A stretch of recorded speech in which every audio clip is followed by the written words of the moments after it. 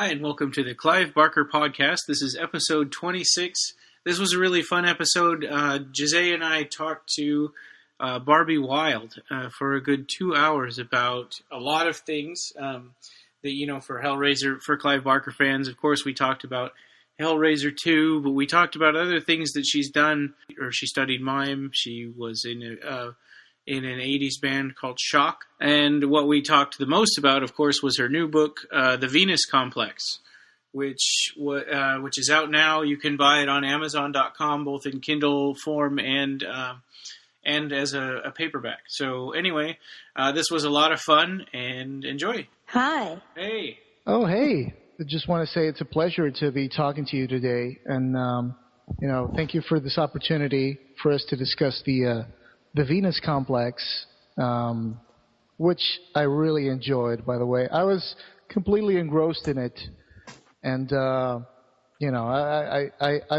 was pretty amazing. It was pretty amazing, right? Gee, thank you.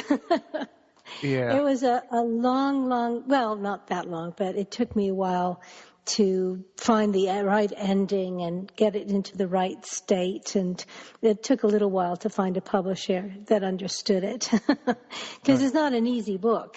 But I've been very happy with the reaction so far. So just have to see if, we get the kind of publicity and stuff. I've been promised a few features in a few magazines to be coming out soon. So, if that happens, then yeah, it's very exciting. So it seemed like a real study in what makes a serial killer be a serial killer, and it's really interesting, kind of a strange, uncomfortable thing to be put in their mind, in his mind for the duration of the book. Kind of creepy and really interesting.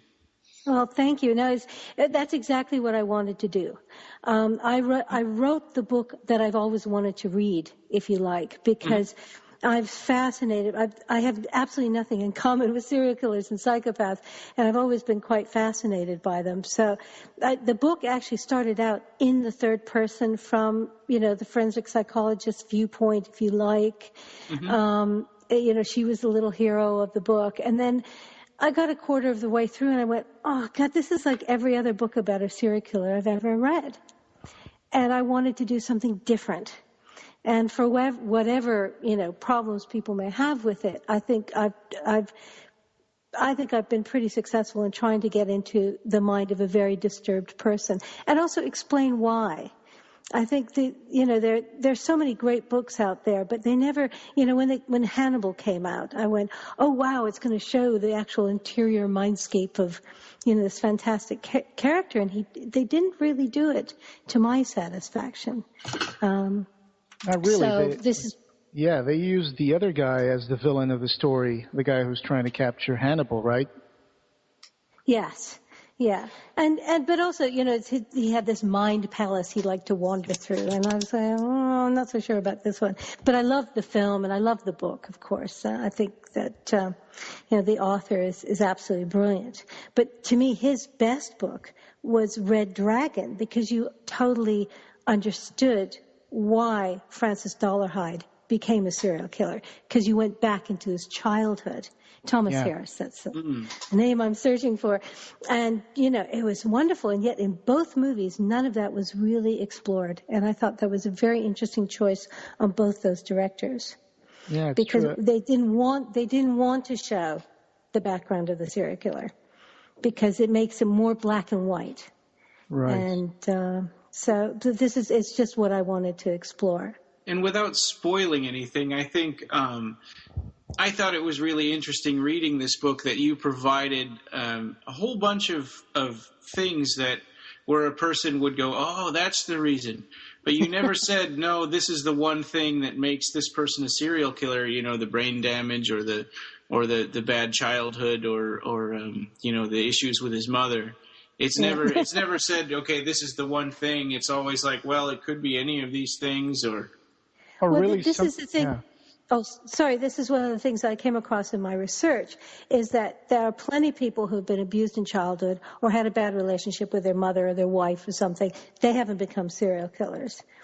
And, Ted Bundy said, very famous quote of his, it's not necessarily what happened to me in my childhood, is what didn't happen to me. And so it's the same with psychopaths. There are plenty of psychopaths walking around the streets, and they are not serial killers. Most of them are probably in the stock market or work for banks. Exactly, or CEOs. Yeah. Well, that's exactly what I was thinking when Ryan was talking about the different reasons for becoming a serial killer. He was mentioning brain damage or the sexual repression or anything. And I was thinking, well, or maybe just something else completely, because there are these dreams that he keeps having where at some point it's almost hinted that he has his own like inner demons. I'm not referring to actual demons, but I'm referring to like this kind of like spirit or something, or imp that haunts him or something. And like you said, a lot of people do go on to have healthy lives, even though they had like rough childhoods, and they don't turn into serial killers. So it could have been all of these things and none at all. Yeah, but there's also certain things, having read some very, interesting books on the subject of what's known as paraphilias, problems that people get, various things. Psychopathy is one of them. But, certain things can imprint on you as a child, male or female.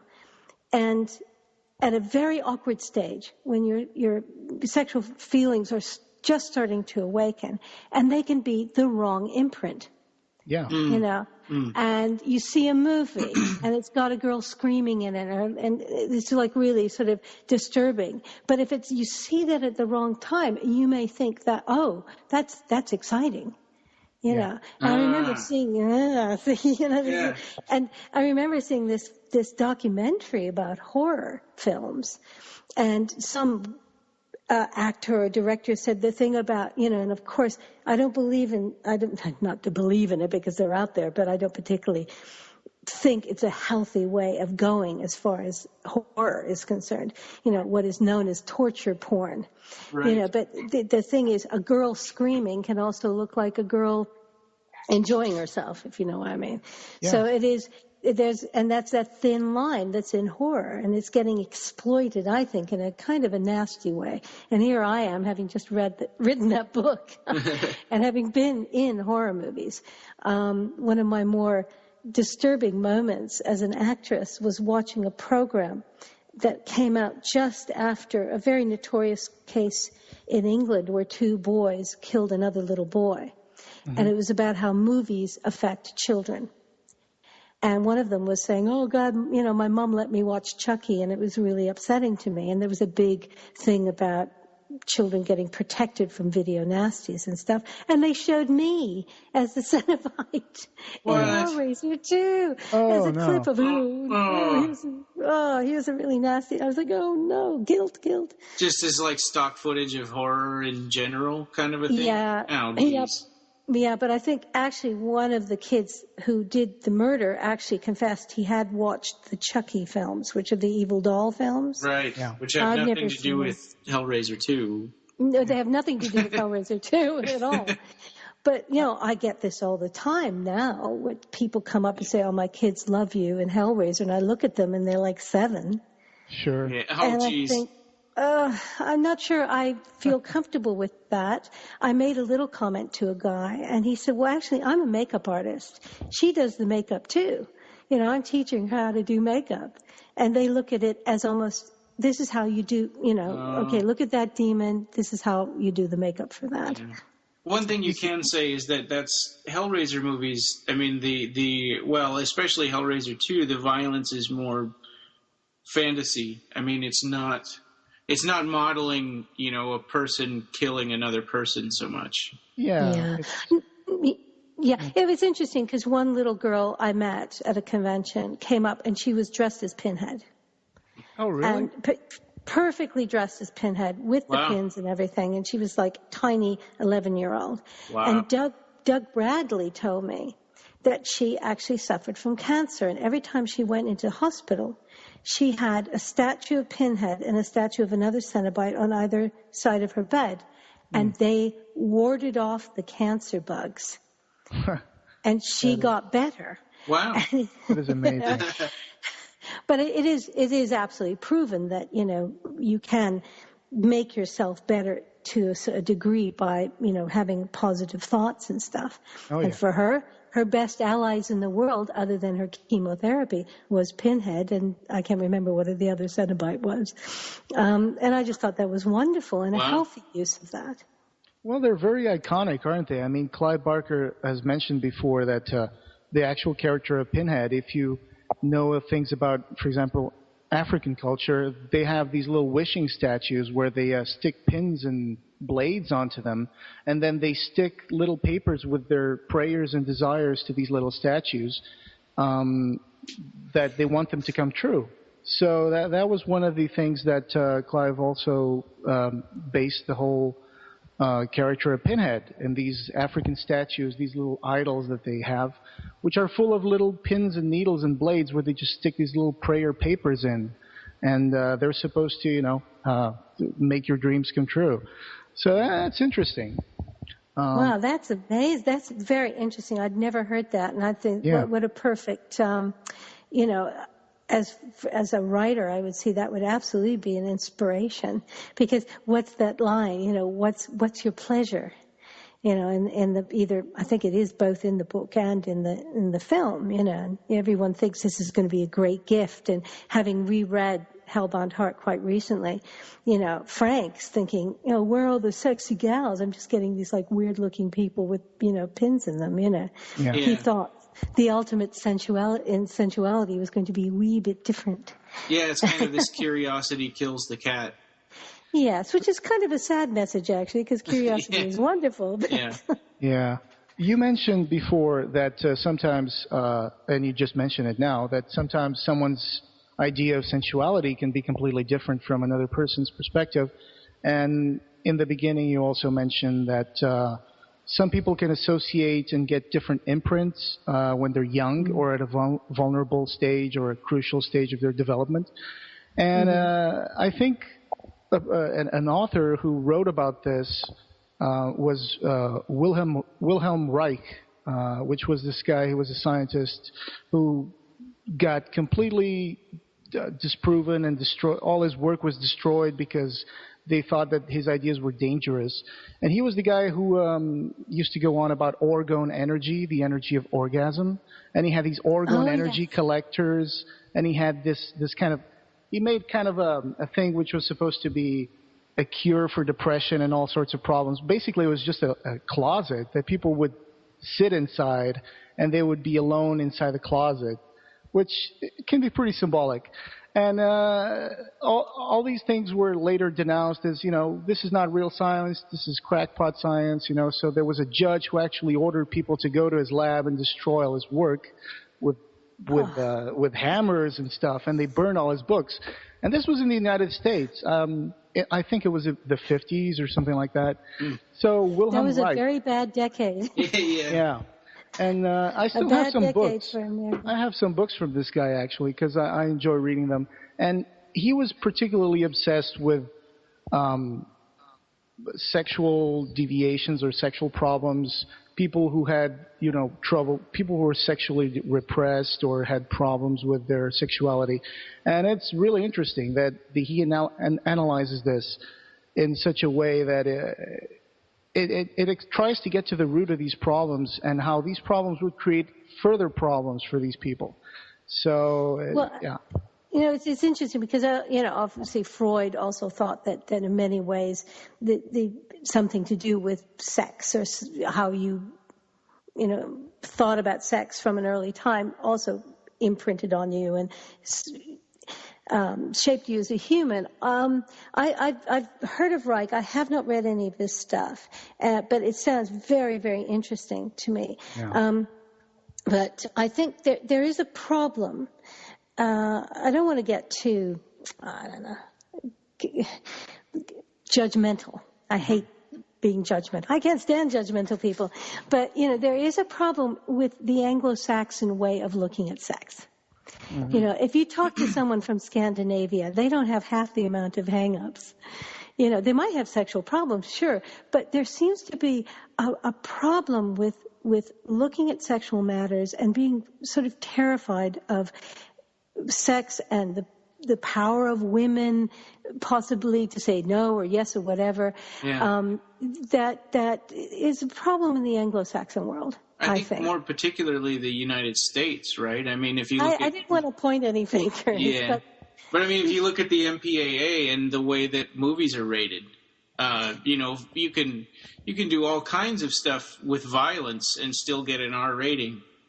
But sex, there's a pretty early line that they draw, as far as like what puts a movie over into NC-17 or X rated, where it's not going to get any kind of distribution and it's, marked, I guess. Exactly, which is why, in Spain, Italy, France, even Germany and the Scandinavian countries, you would not have this problem. And I think it is interesting that the Anglo-Saxon world, and I will say that because it's the same in England in many ways, it's like no problem at all with violence, horrific violence, even the sort of hobbity films I thought, oh my God, this is a kid's film? Jesus Christ. And then, something like, it'd be interesting to see if somebody, especially in these current times, pitched Basic Instinct today.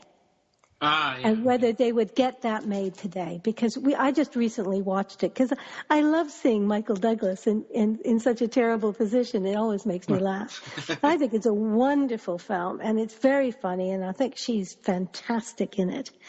What a great idea, having a lady author, and that's my alibi, isn't it? If I wrote it in the book, I wouldn't be stupid enough to do the murders. But because it is a very sexy film. And it's a woman killer, which is something that is very unusual. I mean, even in your book, The Venus Complex, it is hinted that most serial killers are men, even though there were a few women. But the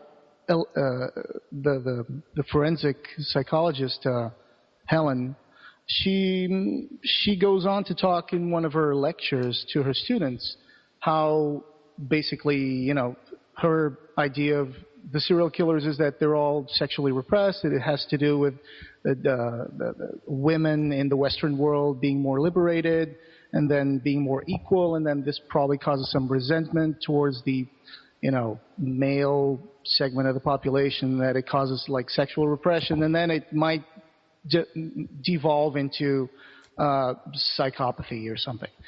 So well, exactly. It's interesting though that that question that somebody asks her, why do America have more serial killers than any other country? Of course, a lot of it is down to the fact is, and then certain countries, say, I read this case in Germany, where every case is looked upon as an accident or, just natural death until proven otherwise. And this coroner came in and went, oh, this guy here, he had a heart attack. And they lifted the body into the stretcher, and then this knife fell out of him. And he'd been murdered. Whoops. Yeah, jeez. And I think... You wouldn't see that on CSI or No, but exactly. Two of my favorite shows. But it's interesting because I read The Practical Guide to Homicide Detection by Vernon Gabreth, I think his name was. That's a hell of a book. But basically, in America, every death is considered a possible homicide until proven otherwise. And that's a very different way of looking at it. Huh. And also, if you look at a place like Russia, where there's, maybe the police force might not be up to the task. South Africa, there has been serial killings down there that they've been investigating, stuff like that. So it's all a matter of detection as well. But certainly, as far as the press is concerned, and as far as, you have the fantastic BICAP program of the FBI and all this sort of stuff, so people can be tracked in a better way, but there's still all these people out there who are merely, killing people for their own pleasure. And it's interesting that this phenomena does seem to be so prevalent in the United States. And even just looking at Canada right across the border, it's not so bad, although Canada has had a few pretty horrific cases too. And Russia too. I mean, Russia was more caused by hunger and war. You remember Chikatilo? Oh yeah. No, well, he was wasn't he the one who wanted to kill a person for every square on the chessboard? And I think so. He was only 3 short. Jeez. And as much as I hated myself, I went, gee. But, obviously, one has to look at, of course, the victims and their families, and it was terrible. But he was a cannibal, but I think he did it for, see, the cannibalistic serial killers, that's another, And you kind of wonder sometimes with these things, is it some kind of an animal instinct that, we don't have to fight to survive? But then you see these people and it's like, no, that's kind of really probably somebody that's just they're broken somehow. They're broken, and there's also sort of the fact that to get some kind of rush or feeling, they have to go to total extremes. Yeah. I think it might be simplistic to say that they're just broken, because sometimes it can actually be a kind of a cultural thing. Because being from Portugal, we had a lot of colonies in Africa, and we have several books about the anthropophagus tribes of Africa, and they would use cannibalism as a way to exert power over the other tribes after war.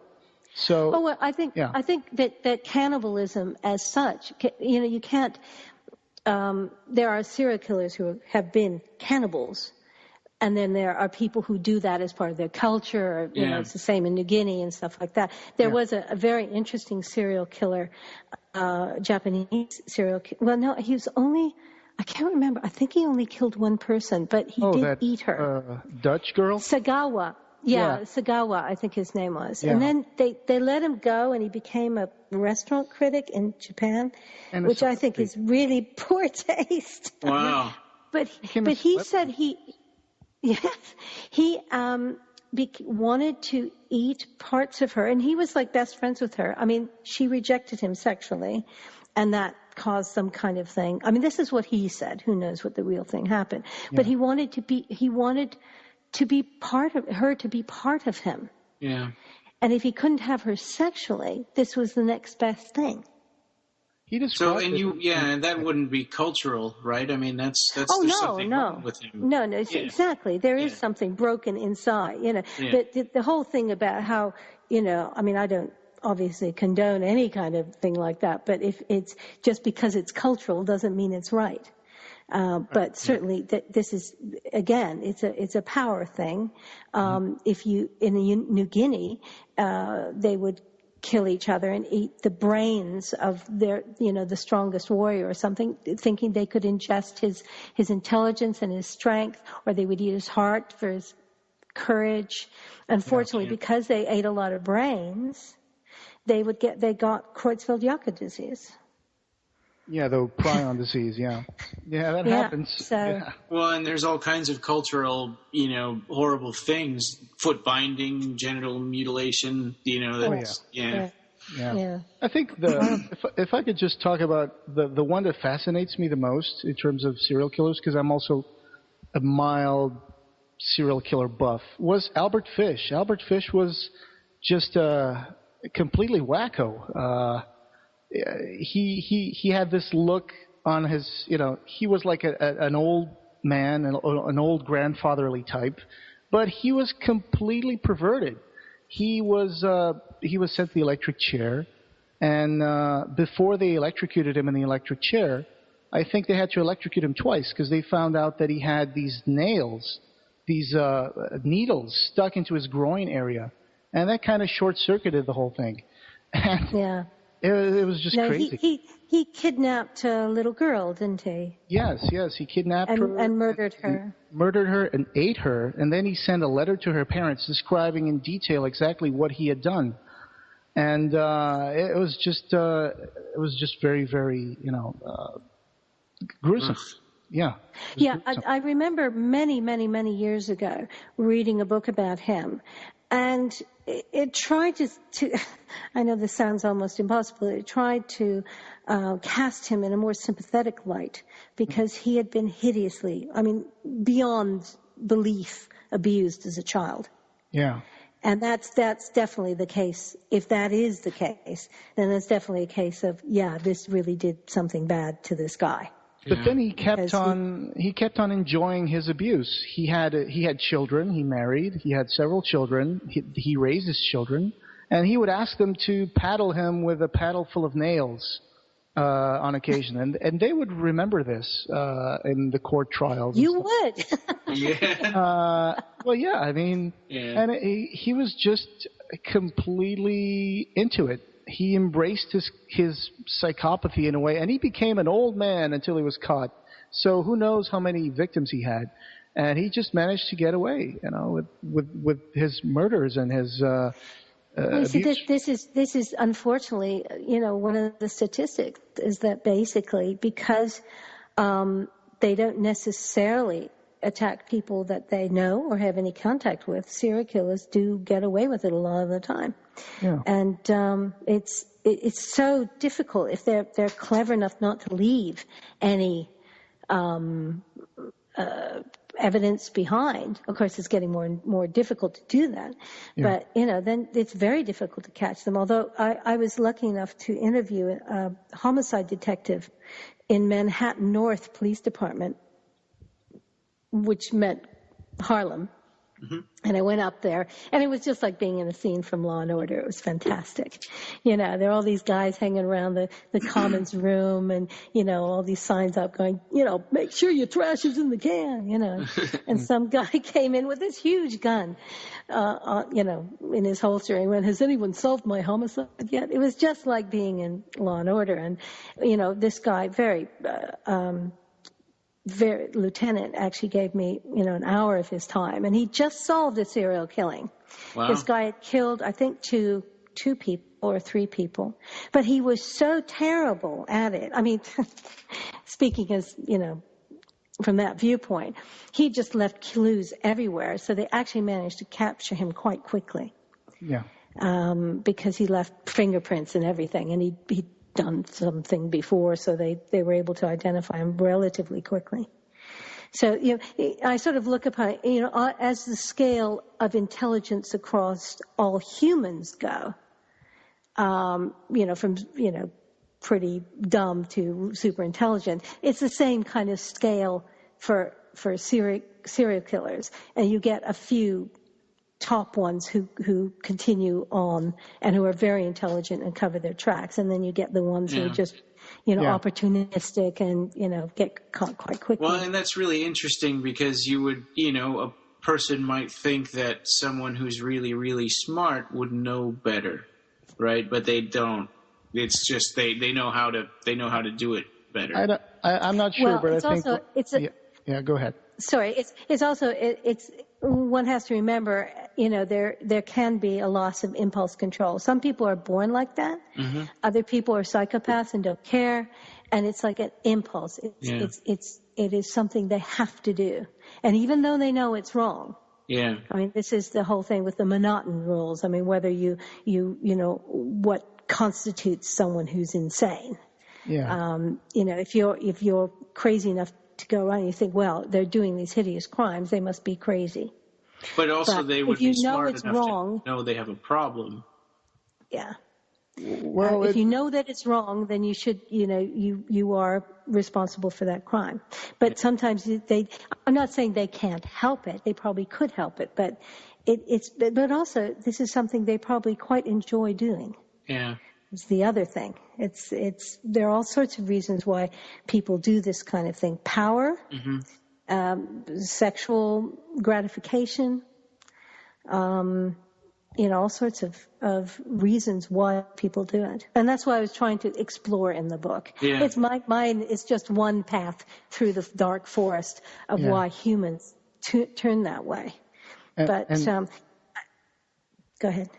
No, I was going to say that, and I think that you succeed in making that journey with Michael Friday here in the book, because you do get a sense in the beginning that he knows that what he's doing is wrong, but then as the book progresses, he starts to not refer to what he does as murder. He just calls it art, and he has a goal. And a project. He calls it the Venus Project. Exactly, and he has a goal. It's like he doesn't think of his victims as real people after he's had his way with them. It's like he elevates them into posterity or notoriety, and he makes them become a part of him, a part of his pantheon of goddesses per se. Yeah.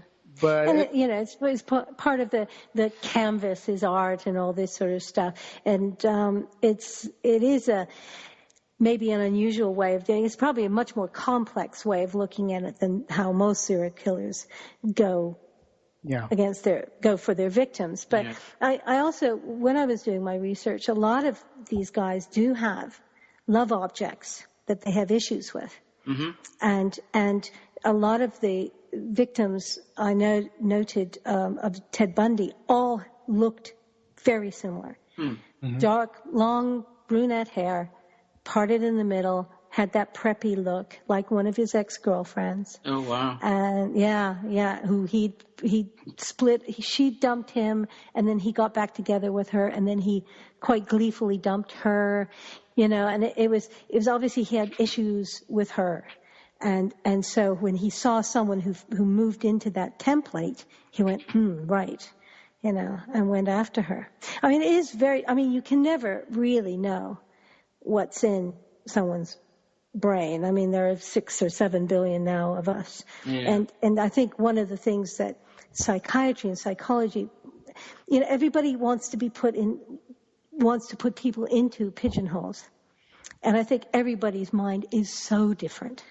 Yeah. It's like treating a disease. Everyone reacts differently to the different kind of medicines and chemo and all these different things that, say you have cancer and they treat you in one certain way. It's getting to the point, of course, that they'll be able to do it on a genetic DNA level. And so they'll be able to look at your DNA and say, okay, we can cure you using this specific medicine we've created just for you. I mean, that's really cool. That's one thing I've always been afraid of with that is that it's a lot easier to identify things than it is to cure them. So my fear would be that we get to that point where we can identify a baby that's born with a predisposition for something, and then the insurance companies say, you know what, we're not gonna insure you. Well, you say that's another problem. Yeah. that over here in Europe is not such a difficulty. Yeah. But see, this is all going to start changing and have to be addressed. Mm-hmm. But just going back to the point of psychology is that if someone comes in with a certain problem, a mental problem, there may be certain people, I'm not saying everybody does that, say, okay, you've got this, so this is how we're going to treat you. And I think it's very difficult to do that because everybody is different. Every serial killer is different. Yeah. Every serial killer is a different MO. Yeah. And so that's the thing. And try to create a unique one because, I remember asking somebody, literary agent about this a few years ago, and he sort of rolled his eyes a bit and he went, oh, no, not another serial killer thing. And I thought, well, how am I going to make this unusual? And I think I've made it unusual. Well, and it's really interesting how he sort of decides how he wants to put this together and how he wants to to do it just to confound the police and that now they're going to call me as an expert to help out with To some extent, I think that there must be a point on a serial killer's life where he has to make these decisions. He has to decide who is he going to kill next, how is he going to do it. I mean, so that is interesting to see. One hypothesis of the reasons behind a serial killer's method of work. I mean, in this case, he just did it because he wanted to get closer to the forensic psychologist. And it's going back to that thing that you guys were talking about, the the whole psychology thing and people who have problems. I think one of the things that also happens is in the United States, predominantly, especially a few decades back, there was this whole school of thought that you could use these standardized tests to find what was wrong with someone. Like, oh, you're depressed. Oh, you got this score, then you're depressed. Oh, you answered these questions this way, that means that you have like a Oedipus complex or something. And then they would start to medicate people for things that the doctors would, say, well, this test says you have this, so this is what we're going to give you. And there was once an experiment that a few people went into hospitals and they claimed to hear voices. And they were completely healthy. And they depicted the certain symptoms to the doctors, and they submitted themselves to the test. They answered the tests that they wanted to do. They took blood tests and this and that. And then the doctors told them, well, you're schizophrenic paranoid. You're going to have to be committed. And then at one point, they had to get out of that situation. And it was really hard for them because the doctors wouldn't want to admit that they were wrong. So they were like, no, I'm pretty sure that you cannot leave the hospital, And he was like, no, but I was lying, This is all done with this guy and that guy and, this writer and this journalist. They're doing this. And the doctors were really keen on keeping them in because they say, no, sorry, you're really, really schizophrenic paranoid. Actually, when was this, did you say? Yeah, I can give it to you in a bit. Let me just Google that. Actually, there's a really wonderful book that, funnily enough, Adam Neville has just posted on the writer Adam Neville has just posted on his Facebook page, which I read about 10 years ago, called Without Conscience by David Hare. He was the one who came up with the psychopathy checklist, which is how to judge, a patient or a person as a psychopath. I think the test you're talking about is the Minnesota. I can't remember what it was. I had to look at it actually, and it is interesting because O'Hare, when he was treating psychopaths in this prison in Vancouver, British Columbia, he realized that some of them were coaching the other prisoners on how to beat the test. And he said that some of the most engaging, charming people he ever met were these psychopaths in prison because they were in a completely controlled environment. As soon as you let them out amongst the normal population, they would, obviously go back to their evil ways.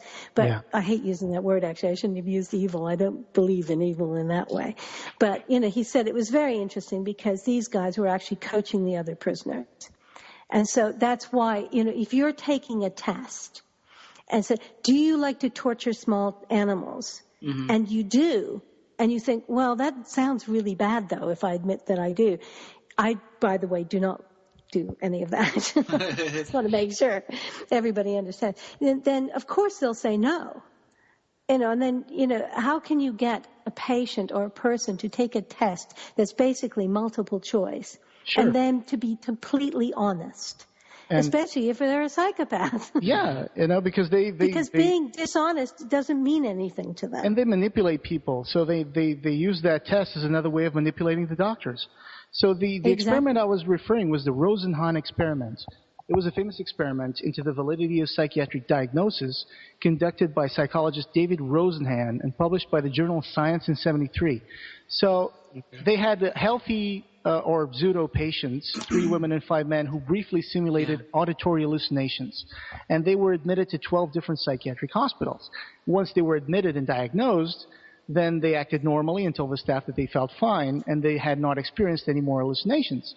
They were all forced to admit to having a mental illness and agreed to take antipsychotic drugs as a condition of their release.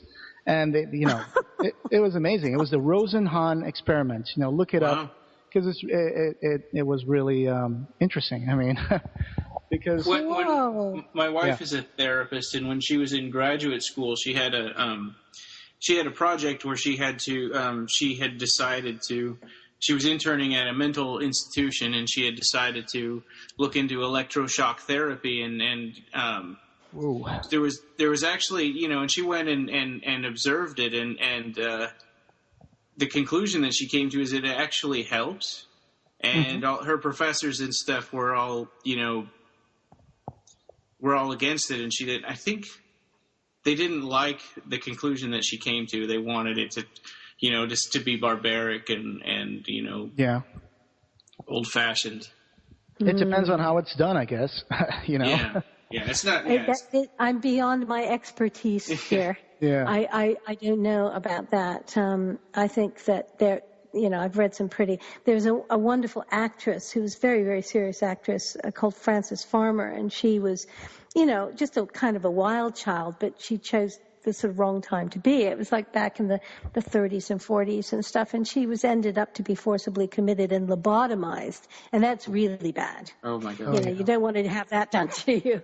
Yeah. And she got electroshock treatment, and she wrote a book when she came out, and the description of what it was to be electroshock therapied and lobotomized, because you have to be awake during both procedures. It was pretty horrific. I think, of course, this is many, many years, decades ago. So hopefully, if they are still doing it or whatever, it's much on a much smaller scale and controlled. And I thought it had something to do with memory loss, but I can't remember. There was an experiment done at the times of the what was the name of that operation that the FBI and the CIA would do? I forgot the name of it. With psychotherapy. I forgot the name of it. Oh, is that the men who stared at goats? Is that remote viewing? No, I'm talking about. That's something else. Sorry. No, I'm talking about the where they performed LSD experiments with other people and other scientists, and one of them got killed. I was trying to remember the name. This is Project. Oh, I forgot. I completely forgot about it. But I was going to mention that because there were experiments where they used psychotherapy and drugs and electrotherapy to erase people's minds. And they did that to a few people who later went and sued the government. And one of them was a woman. She has no memory of what happened before that whole process took place. They successfully found a way to erase people's memories using electroshock therapy. And the only reason I laughed was in utter disbelief that this is possible. That could happen. I mean, it's just I'm gobsmacked.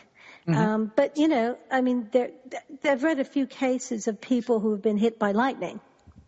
Yeah. And that's pretty, intense experience. It's really strange that the more you get hit by lightning, the more probable it is that it's going to happen to you again. I mean, that just doesn't, I don't know.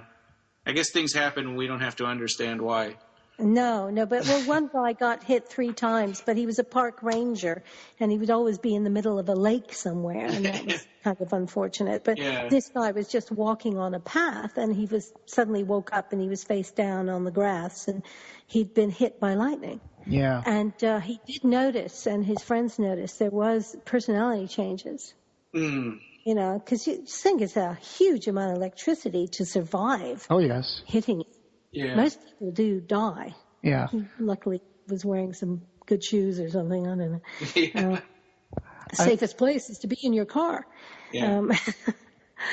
But no, the human mind is quite an extraordinary thing, and it's all sorts of weird paraphilias and things, and the way one has again, getting back into the whole sexual thing, is that a friend of mine did a documentary many years ago called Gender Knots. And it was about people who took that leap. They weren't happy in their bodies, and they wanted to be another gender. And the things they went through, pretty horrific medical procedures to become female if they're male, male if they're female, and stuff like that. And it's what she said is that the sphere, the sort of human sexuality is like 360 degrees. It's not just heterosexuals doing this one thing. There are all these different other things, and they're not necessarily can be considered unhealthy. It's just the way you were born. Sure. Yeah. And it's only if you decide to do something illegal, then it becomes unhealthy, not only for people that you're, killing or doing things to, but also, Exactly. for yourself. what's legal then depends on what government you're living with. Because, you know, I just saw a Vice documentary on the bride childs of Afghanistan. And that's pretty creepy right there, you know. I mean, getting like a 30-year-old marrying a 9-year-old, it's like, ugh. But anyway. Well, I never knew this went on until I saw an Indian film called The Bandit Queen. Yeah. And this was a girl who was sold into marriage when she was 12. And she was raped horribly by her supposed husband and stuff. And nobody in his village did anything. And so she got kidnapped by bandits. And she became their sort of leader eventually after being abused by them. And she led them back to kill everybody in the village to take her revenge. Wow. And then she went on, and this is a true story. She spent a few years in prison. They finally captured her, and then she became an MP in Parliament. Oh, really? Yes. Surprising. She became a politician, saying that it should be stopped, this whole, you know, child bride thing, because it certainly, you know, helped ruin a great part of my life. Yeah. And she was actively campaigning against it, because I don't know if there's any legal minimum age in India.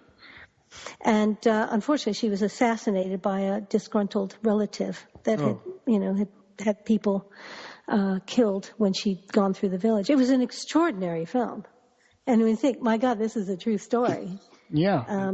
But again, we're getting back into uncomfortable areas of culture. Yeah. And one has to be very careful about what you say because, this is their culture and you have to respect that. And we can't look at that with our Western eyes and condemn. I, however, think it's not right. But that's just my heart saying that. And that's, you've got to be careful because people will get up in arms and say, you shouldn't say that and this, that, and the other. But personally, as far as I'm concerned, I think it's terrible. You can't say a 12-year-old can give, consent. Right. Sure. Although, I've known a few 12-year-olds who are going on 40, but, but it's not right to our eyes. But I think it's got to be up to the countries to realize that this isn't right to anybody's eyes. And in Uganda this week, they finally passed the Kill the Gays bill. So that's another thing right there. Yeah. Ugh. Anyway, it's so depressing, isn't it? Yeah. I mean, I must admit, there was a little bit of Michael. I was going through a period of watching 24-hour news an awful lot. Yes. And that kind of rage you get when you see, I think I've watched too much news. Yeah. Just this one conversation, you just go, it's so depressing. What we do to each other. Why? And that's sort of one of his character traits. And it's easy to become enraged. Uh-huh. It's not only just his sexual problems, but it's his anger at the world. Mm. I just want to put that this is a work of fiction. I did amazingly good research here. I read about 67 different books about psychopaths and forensic techniques, homicide detection, a bunch of biographies of psychopaths and serial killers. I interviewed the homicide detective, and I also attended a convention of forensic psychologists. That was fun. Yeah. And so, I think I was able to go into this project with I would say fairly good research, on what makes these guys tick. Well, and this is an interesting character because he's with it enough to realize that if he changes his MO, that it's going to be really difficult for him to get caught. Yeah. But he still kind of excuses himself, and he still does whatever he wants. But anyway, I was going to say that... I think I did leave it up in the air to whether he was actually a psychopath or not, because he tried to read the book as well, the books about it as well. And it's like, how can you, if you're a psychopath, how do you know are you that self-aware of you as being a psychopath? Right. Yeah. That's an interesting question. Yeah, crazy people don't realize that they're crazy. But one of the things that's really curious about this is you mentioned in the beginning when you started this project, you were going to write it from the perspective of the forensics psychologist, right? And or in the third person, so there's distance. yes, Yeah. So but she was like the hero. Yeah.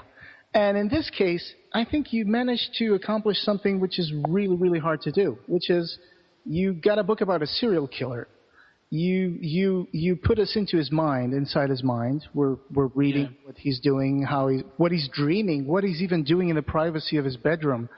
And then by the end of the book, you kind of get the reader to empathize a little bit with the killer. And I actually was I wanted him to get away with it. And I don't know why. I don't know what that says about me. Yeah. But here's the thing. You're at the end. Okay, this is the thing that I notice a lot, and ever since I don't know why, at the end of Hannibal, did you want to see him on the plane eating his little cakes and things, or did you want to see him being caught? Yeah. He's such an entrancing character. Yeah. You don't want to see Hannibal Lecter being caught. No. Because there's something that, he only kills the free-range rude, which I always thought was such a wonderful thing that Thomas Harris wrote. Yeah. And he picks his victims carefully. But it's unfortunately, we are kind of bereft of interesting characters. And even if he's horrible, you just think, oh, well, you hope he can get away with it. I mean, I don't want to say what the ending of the book is, obviously, but one does have a tendency to root for him. Other people might be appalled by his behavior and his thoughts and stuff like that. But I think there's also a dark vein of humor running through this. Yeah. I've tried to make it so it's not unrelentingly heavy. And another thing that I think that you managed to you were saying, well, obviously this is a work of fiction, and I don't want people to get the wrong impression, but this is a man's voice. It was written by a woman, but it's obviously a man's voice. And I felt that it was a man's voice because of the way that he describes situations, and particularly sexual encounters. And it's like very, very realistic, very unflourished. There's no flourish here. He goes on and he uses the vernacular, if you will. And it's a very cut and dry dialogue that would be typically a man's dialogue. So that's also something, it's completely a man's voice here. So that was a little surprising to me, not questioning your talents, obviously. But this is obviously a man's voice. And I was like, wait, this is Barbie Wilde. Yeah. And it's like, obviously. I'm this nice little blonde person. How could I have written this book? Yeah. But no, this is the thing. I mean, this is again, when I wrote, it's interesting because I wrote a story called Phobophobia, and it's about a girl who was abused by her uncle, and she has this, the story is called Uranophobia, and she's afraid of the sky god Uranus because she's of Greek extraction, and her mother filled her with these tales of the Greek myths as she was a child. But somebody actually said, were you abused as a child? You write about it so feelingly. I went, absolutely not. No, I wasn't, of course. But it's like I don't know what it is. You do your research and then you think of the character, and then the character takes you to those places. If you know your characters well enough. I remember some writer saying he just creates the characters and then they just go off and he follows them. And that's kind of how I do it with my writing. That's why it's very different. My writing isn't as, it takes me sometimes a while to get down into that place. Because I don't live that kind of life. I haven't had those kind of experiences. I also felt like it was really interesting the way that this character would he would be upbeat sometimes, and then other times he would be going into this spiral of hating the world and describing how sick society is, and look at what these people do to these other people. And then other times, so he's saying, well, society is terrible and people are violent and how awful it is. And then other times he would be talking about how nice it would be to kill everyone in the world. Yeah. Well, I thought that was like his compulsion cycle acting up. I mean, he's really happy after he does one of his projects. Oh, yeah. And then afterwards, he feels the need to. It's like a post-orgasmic chill, that he's like, the world. He woke up and the world is gray, and it's like, No, it is difficult. I mean, I think one time I believe I just have a vague memory of this, and I apologize in advance if I get this wrong. But Thomas Harris was being interviewed, and they said, "Well, you must have some kind of insight into these people because you write so well about it." And he got kind of angry, and he didn't do any interviews after that. And the thing about Thomas Harris was he was a crime reporter. Before he became a writer. And that's why he was able to get, such an immense amount of, reality into his books. Yeah. As well as poetry, I think. I mean, those three books are do you think the he top. Was upset because they were implying that he was like these people, or because it was like some kind of post-traumatic stress? Or maybe that he understood them, or something like that. Now, I seem to remember reading this, and I thought, well, that's interesting, because people often suspect that, but I don't know how I couldn't tell you exactly how this happened, my whole synthesis and process of why I was able to write with a male voice, but a lot of people do it. I mean, I think that another author I know, Sarah Pinborough, has written some books, and her, you would never guess they were written by a woman if you thought about it, because they're very muscular, very sort of, tight crime horror stuff. And you just think, women only write girly things. Well, guess what? They don't, Yeah. Sorry, boys. Yeah. So we're interested. No, I know, I'm not just saying you, but it's, people are always surprised. But I think, what was it? Didn't the guy write the Diary of a Geisha? Oh, yeah. If he did both ways. It's just a character. In many ways, it's just a character. And, he was really confident and almost, bragging throughout his journal about how smart he is and how easy he can get away with it. But there was one moment in there in the book where he was paranoid that he was going to get caught. Yeah. And I thought that was really interesting too, just the way his emotions roller coaster. Yeah. Well, I mean, you could say, was Michael a paranoid schizophrenic? Was he a psychopath? Was he a manic depressive? It's all these emotions. I mean, but when you think what he's doing, though, he is plotting to kill people. Yeah. And of course, at some point, he's going to wake up, unless he's, completely, without any kind of emotion. It's funny. I think I seem to remember it was somebody like Ted Bundy saying, "My only fear was getting caught." Yeah. He didn't care about anything else. He was my mother's paper boy when she was a kid. You're joking. He is not. No. I grew up in Washington State, and my mother lived in Tacoma, Washington. There. Oh wow! Ted Bundy was my mother's paper boy. Yeah. I mean, that's brilliant. No, sorry, I didn't know. Yeah, obviously that was before any of that stuff happened. Gosh, no, but you see, I grew up in Washington State as well, and so I felt it all very poignant. The fact that his base of operations was around the Seattle-Tacoma area and stuff. He even went down into Oregon, and then of course he moved on to Utah and finally Florida, where he got caught. But it was, he was basically a big template. Well, as I was saying, Ted Bundy was very, very interesting because he was a very intelligent serial killer who set out, his planning methods, his methodology was very, very complex. I mean, there were certain things that he did were very impulsive and stuff like that. But, once he got into his project of death, some of the things that he did were, like putting on a fake cast on his arm, were really, instant sympathy. A woman would feel completely, he's in this vulnerable state. I'm in no danger. That takes a lot of advanced planning. Yeah. Yeah. So that was very interesting. And then you got other people like Son of Sam, who claims that his dog was telling him to go out and kill people. Yeah. Yeah, dog is God spelled backwards. You know, that whole sort of thing. You know,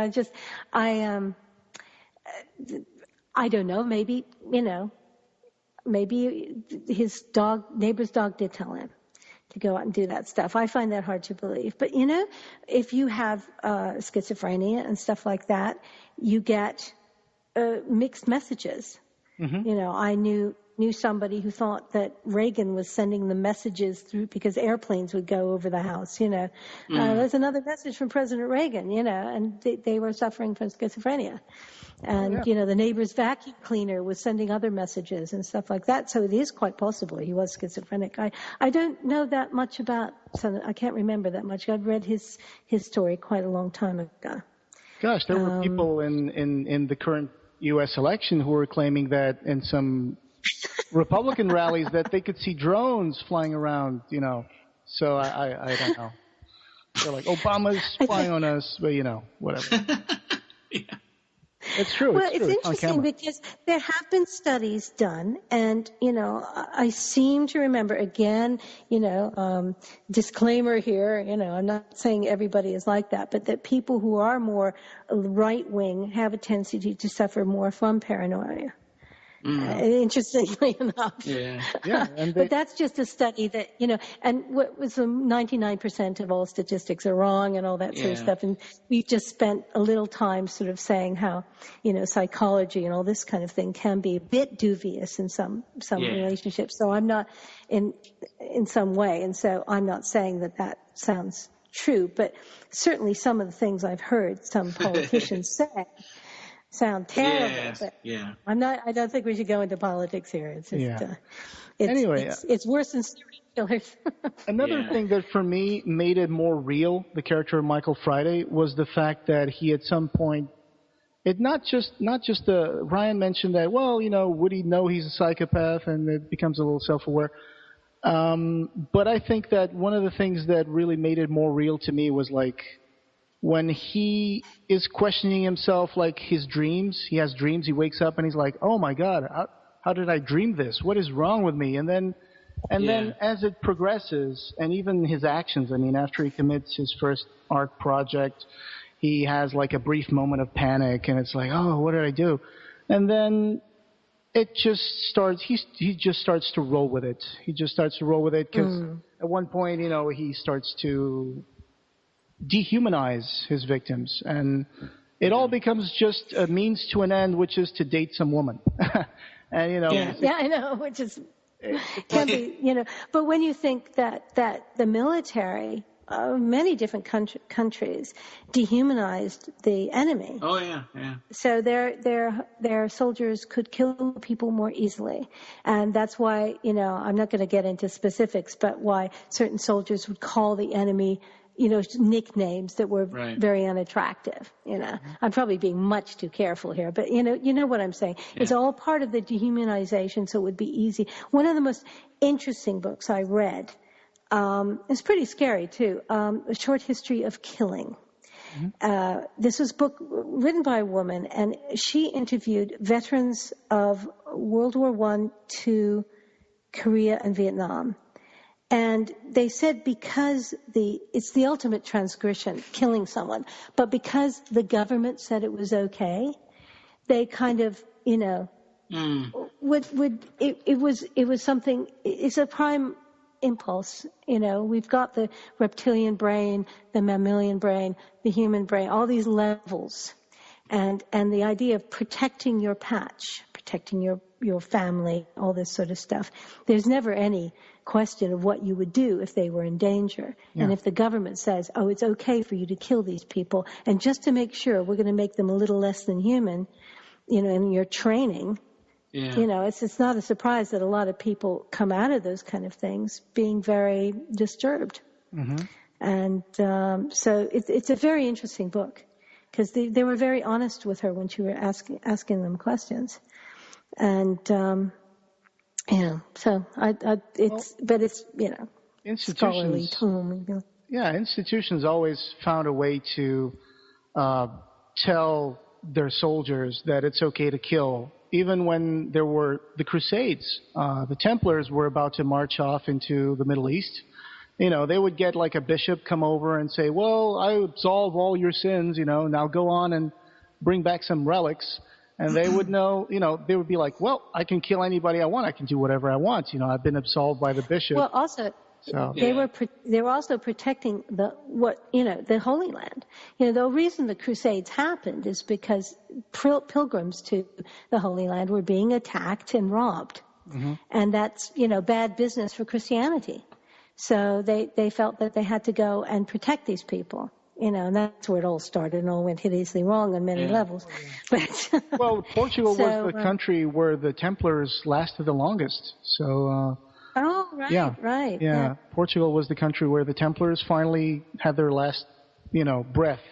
And they also, because of what you were talking, they also had banks and stuff for the for the pilgrims to send money from here to there, But anyway, this is getting outside of the topic here. It's very interesting. Yeah. We have a tendency in the Clive Barker podcast to go way off topic, especially when it's just me and Ryan. We start talking about Clive Barker, and then all of a sudden we're talking about 15 minutes on a scene in Blade Runner, and it goes in there in the episode. Yeah. Whoever listens to it, Well, it's very nice because I haven't had yet quite a chance to sort of talk about this stuff, about my book and sort of motivations and stuff, and of the characters and stuff. So it's been great talking about psychopaths instead of demons from hell. Exactly. So do you want to ask about the demon from hell thing? Yes. I just would like to complete my book experience. Sure. I would just like to say that another thing that was really interesting was Comet Press. I really enjoy the paperback. I think it's really wonderful looking. The cover by Danielle Serre is really something else. And I was very happy with the paper and the pages. They're so thick and it looks so, sturdy, the paperback. I was very pleased because, a couple of friends of mine have self-published, and it always looks the covers are a little bit thin and stuff. This is a quality paperback. Yeah. And I was thrilled to get that that moment of getting your first book as a proof copy. It was just so exciting to me. So, Comet Press have been brilliant and supportive and absolutely wonderful. Cheryl of Comet has just been very supportive and enthusiastic about it. And, they're all sort of Hellraiser fans too and stuff like that, but they do dark crime and horror and stuff like that. And I would just say that just one of the best experiences I've had, considering a lot of other people have said, sometimes, they've had difficulties with self-publishing or small presses and stuff, but they've been fantastic, Comet Press. So can't recommend it hardly enough. Well, I thoroughly enjoyed it. I wanted that to sound more sincere than I did, but no, it's just been wonderful. Very exciting to be with somebody that great. Oh, yeah. And I don't know if you guys have actually looked at the paintings. Did you follow the link? Yes, I have. Good. I actually have it open right here with the Judith beheading Holofernes and, the Teresa by Bernini, which is a favorite of mine. Yeah. And it's really interesting to have this page here on your official website. And these are the paintings which inspired Michael Friday and his little art project. Yeah, but you only get that link if you buy the book. Oh, no, that's okay. It's kind of like a little, what do they call them? Easter egg, if you like. Because if you go to the website, you can't find that page. Okay. Secret link. It's because we were thinking how to do this. Obviously, putting them in the book would mean I would have to, do all these different things. And I thought, well, this would be interesting just to have it as a secret thing that if you buy the book, you can see the paintings that inspire Michael and are his favorites and stuff. Right, I see that. And maybe understand a little bit more about him. Okay, so if you want to. In case you were listening to the episode and you're wondering why the heck was that link bleeped out, now you know why. Go get the book. Yeah. Okay? Yes. Yeah. Exactly. So I would thoroughly recommend this book. I really enjoyed it. I started reading it when I was traveling to Paris for 3 days, and I could not let go of it. I actually had it on my backpack when I was in the Eiffel Tower, having champagne at the top. So, Oh, wow. yeah, so I could not let go of it. I really enjoyed it. I am hoping to see more of Michael Friday because... Yeah. I mean, there's a similar thing. I don't know if you guys ever have read any of the Ripley books. The Talented Mr. Ripley by Patricia I have seen the movies. Highsmith. Yeah, Yes. I have seen the movies, not Really the books. interesting character. Yeah, the book is possibly one of the most perfect little bits of writing I've ever read, other than something by Clive or by some of my, Dashiell Hammett or and my other favorite writers. It is absolutely beautiful, and everything is there. But it's this tiny book. But she did a whole series of Tom Ripley books, different adventures of this wonderful little psychopath. So it's quite possible that I'll do that too. It's just, it'd be interesting because I've kind of explored everything I wanted to with him. I'm not sure if I could go ahead with the sequel, but I was actually just talking about it with someone today. They were asking about it. So, if the demand is there. It's something to consider. I think you can find a way to get something going there. Yeah. Well, thank you very much for your compliments. It's my pleasure. I wasn't sure how people would react to this book.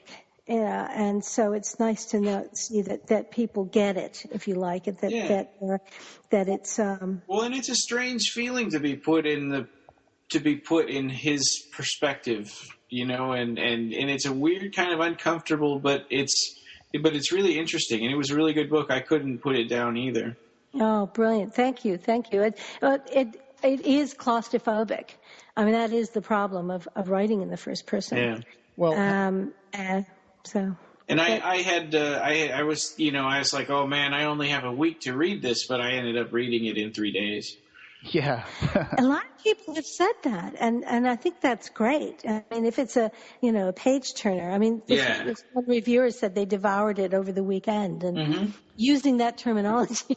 It's the style of it. It's the journal style of it. It just reads really, really easily, and it keeps you flipping pages because you want to know what's going to happen. Yeah, you're dreading what's going to happen next, but you want to know. Yeah. Good. Yeah. Good. I guess that's good. Yes. Yeah. And I was a big fan of American Psycho anyway, so for whatever that might say about me, I already like this kind of book. So with serial killers. I thought that was a wonderful book in many ways, although I found the violence in it kind of horrifying. I thought the film was great. I thought Christian Bale was wonderful as Patrick Bateman. And it was just, but I still feel, I'm kind of an old-fashioned person. I still feel that Psycho is one of the best films made. Yeah. And it's interesting, if you read the book, it's not quite, it's funny because the book isn't quite as shocking as the film was when I first saw it. Yeah. I just think I watch it all the time, actually. I just think that the end of the Psycho film, I just think that they should have ended it sooner, because then they try to put in the end a little explanation as to what a psychopath is and all that stuff. And I think they could have cut a few minutes off the end of the movie. But, hey. Oh, I love that bit. But, it's a funny thing, because I remember so clearly being about, 14 years old, sitting on my parents' couch, we were all watching it Saturday night, the movies, and we all were just like, huh? And that little moment at the end, it was like a little comforting moment. They'll see and they'll learn. Yeah. And it's a movie that catches you by surprise. I wouldn't even heard it. It's a movie that catches you by surprise, because all the time you're thinking, oh, okay, this is going to be a movie about a secretary who embezzles her boss, and all of a sudden, bam, just hits you when she goes into Bates Motel, and, you get that, that iconic and she doesn't scene. check out. Yeah. No, It's funny because I remember very clearly as a child being very upset by the fact that she was killed in the first half an hour. And I didn't believe it. I thought maybe she was still breathing through a straw in the trunk of the car or something. You know, I was hoping that they'd find her and she'd still be okay because I couldn't quite compute anything like that happening to, you know, a major star like Janet Leigh. And it was an audacious move for him to cast her. I think Hitchcock had some trouble finding an actress who wanted to be in the movie because they were like, well, she gets killed off right, you know, in the, you know, beginning part of the movie. And, you know, I think he had some problem finding an actress for that, what I read. I'm not sure if I'm recalling this correctly, but that's what I'm recalling anyway. Yeah. I don't know any of the details like that of the filming of it, but it is quite wonderful. I love it. Yeah. After all, a boy's best friend is his mother. You know, the lines are just fabulous. Joseph Stefano's script is fabulous. I wouldn't harm a fly. Yeah, exactly. I mean, all of it's great, you know. Yeah. So, I always thought that expression was so useless. I mean, I wouldn't harm a fly. It's like, well, obviously not. The fly, you know, a fly is not gonna. You can not harm a fly, but you can kill a person. I mean, it's like. I'll shut up now. Exactly. Yeah. Well, I mean, it's. But I think they were trying to think that. I hope my chair squeaking isn't coming through. So is that you know he's mother now. I've got the baby throwing pots and pans around in the kitchen, so. Oh. Well, I haven't got that problem, thank goodness. Anyway, can we move on to? Sure. Yeah. All right. Ryan, would you like to say something about the book to end, or can we move on to like Hellraiser and other things? No, I think we covered it pretty well. I highly recommend it too. I think that everyone should buy it, and not just Hellraiser fans. Oh yeah. Well, yeah, exactly. I mean, you know, obviously I'm appealing to my fan base because they're in horror, but it's also, I'd like to say, you know, a fairly well-researched dark crime novel. So it's you know, it's horror with a human face. Absolutely. You know, it's the horror that, you know, was it Hell is Other People, or you know, the scariest kind of horror. Exactly, because it can happen, you know, as Paul Kane said, this is somebody who could be your next door neighbor, someone who's teaching your children, you know, and that's really, really, really scary. If your neighbor doesn't have windows facing the street, then it's always the quiet ones. Well, I'm sitting in an office right now full of books on all three walls, and I have no windows. So. Oh no. Yeah. Okay, no, sorry. No, it's just an interesting thing because I drove past that house and I went, that's an interesting choice to make. Yeah. You know, so, no, I mean, people do that all the time. I mean, having windows can actually be really distracting if you're a writer. You know, because I find myself looking out of them all the time. So I draw the drapes or whatever, you know, if I'm someplace. Because I'll just find an hour later and I'm out looking at something, you know.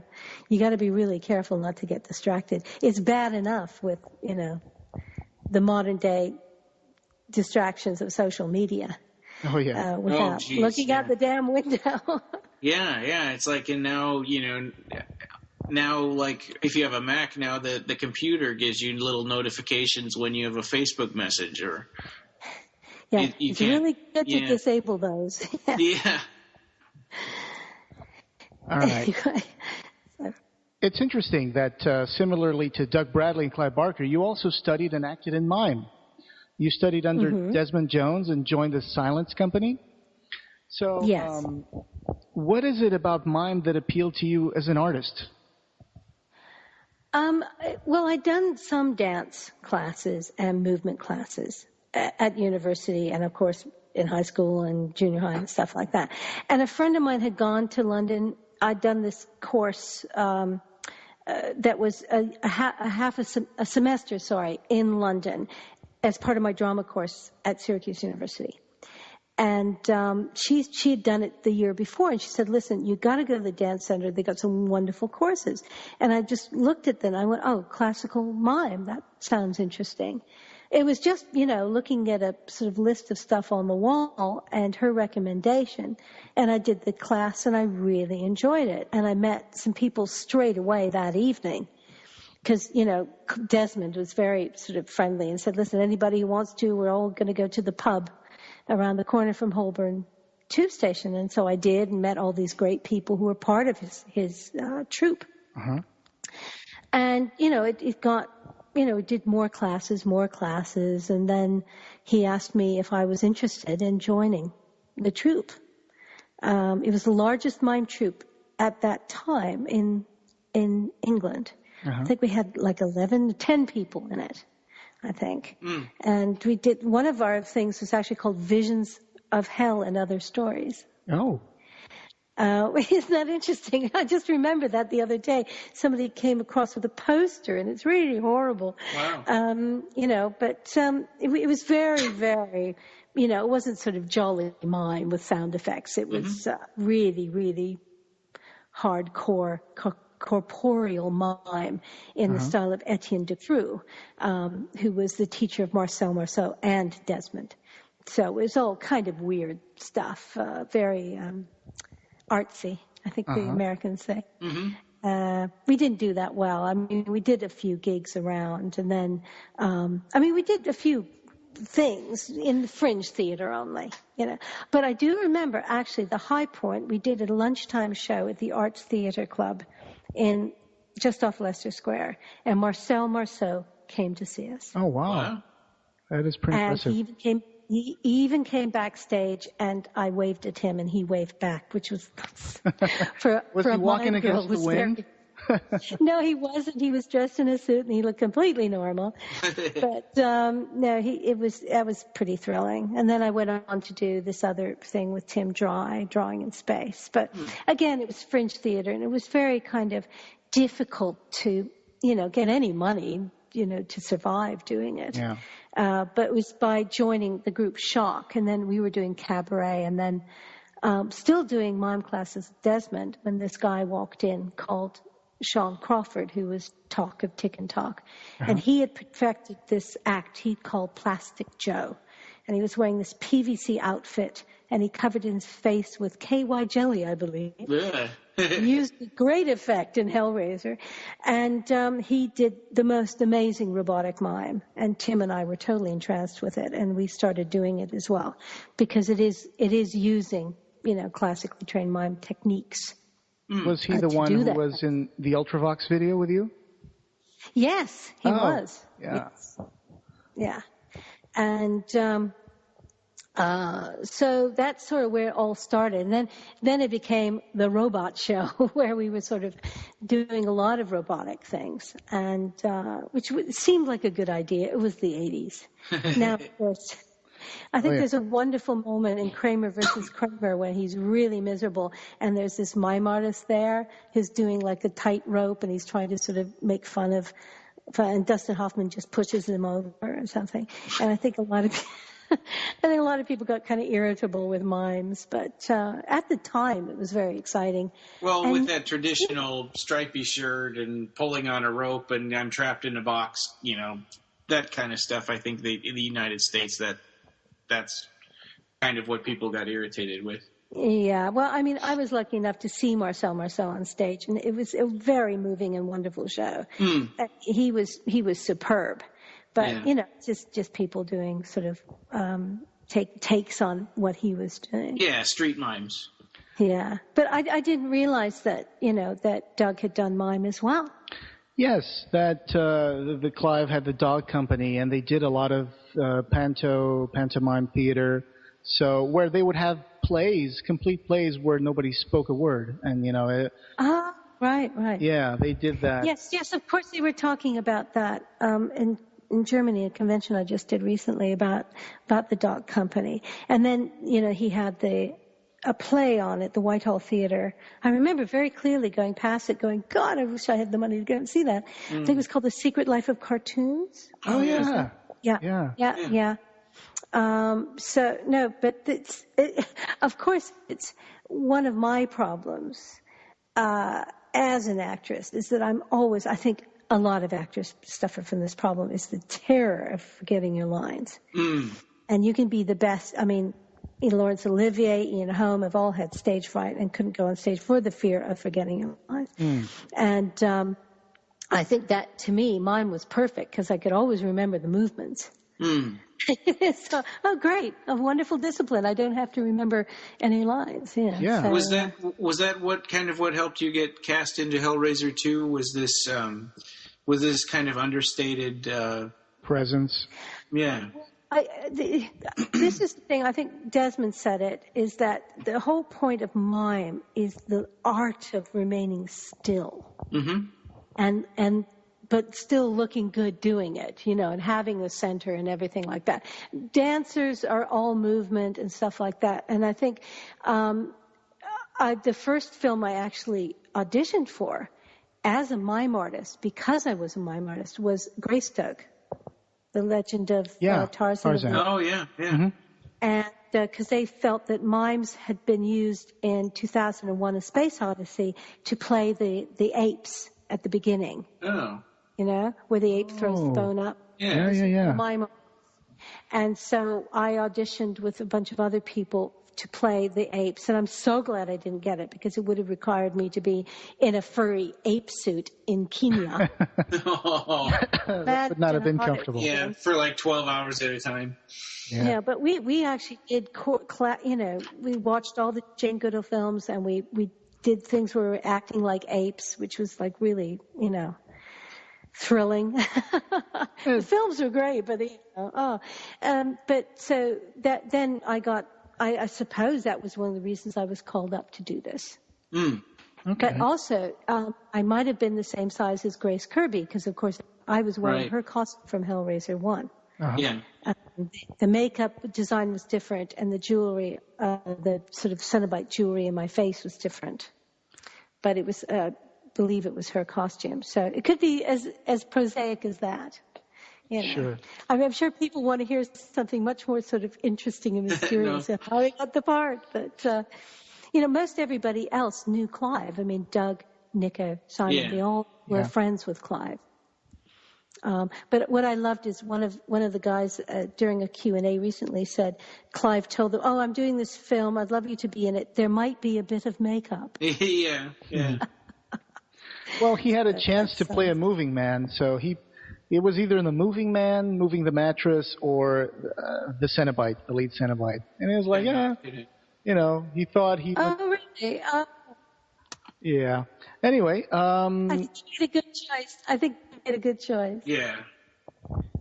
So, I asked this because I, like you said, the art of standing still, and I saw that the Cenobites are these majestic creatures who, just being there already, their presence permeates the room, and you can feel this awe and shock from a Cenobite walking into the room. So, I mentioned this before to Ryan. I've seen Hellraisers where I know that the people playing the Cenobites are actually special effects crew, which they put on a mask and they just sit there or they just stand there. And it doesn't command the same presence that I can see from the first couple of Hellraisers.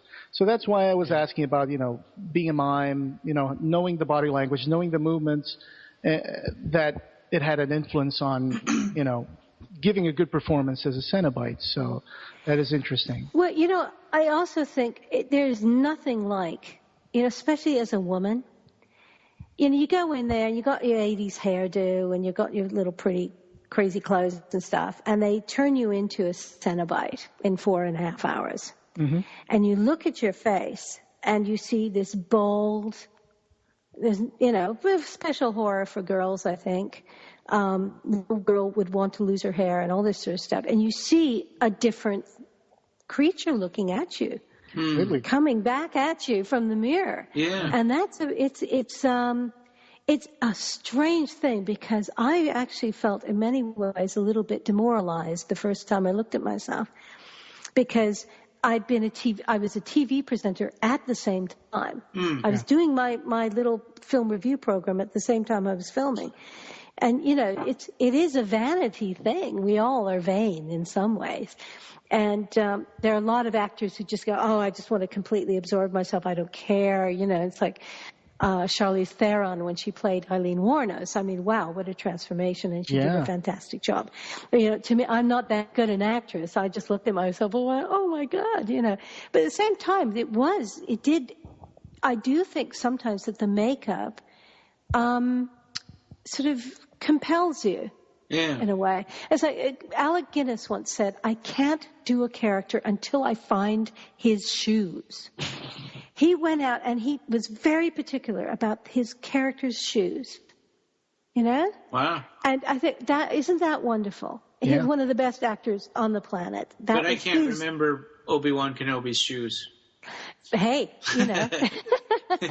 was it Peter Cushing, his boots on Star Wars pinched his feet so much he had to wear, slippers, so that wasn't his problem. Yeah. But no, it was terribly important to him. And so his stance, obviously, how he stood in those shoes. David Suchet says the same thing, because in the descriptions of Poirot, it's like his shoes were almost too tight the way he walked. And so he asked I believe he said he asked the costume lady to get him a size that's one size too small for him, so he could get the perfect mincing gait of Poirot. Oh, so it's interesting because when you're in that costume and you're holding that knife and you're laced into it, and you've got this face on your face. Yeah. Then it does give a lot. But of course that means, that's the way I look at it. But then you're just saying there's a special effects guy with a mask on. Obviously he didn't feel the same thing. But, and Hellraiser had just come out, right? When you started filming. Had you had a chance to see Hellraiser 1 before they started? Absolutely. And it was one of the most disturbing films. We went because, we wanted to support British film, and this was there was a big fuss about the first Hellraiser when it came out in England, because this was an independent British movie. It was the first one in a while, and it was Clive Barker, and so we went to see it, and I was just freaked by it. Oh yeah, the chatter. I have to say, the chatter. I mean, Pinhead, I could just about not freak out at, but I thought the whole concept of chatter was really, really terrifying. Yeah. But thing that struck me, of course, is it was a very special horror story because it was all about the sexual obsession of Julia and the lengths she would go to for her man. There you go. I mean, she became a serial killer for her guy. Yeah, and he didn't really even care about her at all. No, I know. Well, he was already dead. Let's face it. But I thought that was a wonderful idea. And her moment when she comes in and recalls her sexual encounters with Frank in that empty room. And of course, Claire Higgins is such a fine, fine actress. Yeah. And I felt it, Mm-hmm. I felt what she was going through. And I just went, this is such a cool idea. Clive wanted to include a lot more of the sex scenes between Frank and Julia, but the BFAA, is it? British Film, what was the name of that? The Film Classification Board, BFCB or something. I'm not sure. They didn't want. They told them that they couldn't have.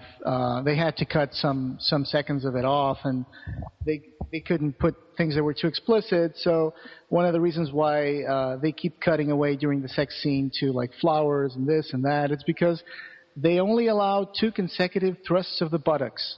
They could not allow more on film. That was the justification. Yeah. So it's just 2 thrusts, cut to something else, another 2 thrusts, cut to something else. Well, we're coming back to this sort of, again, the, Anglo-Saxon attitude towards sexual matters. But then again, she was thrilled because he was so violent. I mean, there's a lot of, S&M things about Hellraiser and 1 and 2, but I can only speak about those first 2 films because I haven't seen the other ones. And they're obviously they're the best. Yeah, you're not missing out on anything. Did you guys see Revelations? Unfortunately. Yes. Don't get me started. Oh my God. Okay. I was punching my chair through that whole movie. I'm going to make a confession. I lied in the episode where we review the movie. I didn't see it through. I turned it off. I really didn't see it. I just scrolled a little bit to the front, and I saw a little bit of the end. I was like, yeah, that's good. Because it was just made me angry. Yeah. I've seen a couple of horror films recently that have made me angry, and I won't say what they are because they're hideously popular. But it's interesting because I have a half-hour rule. It's got to grab me within 30 minutes.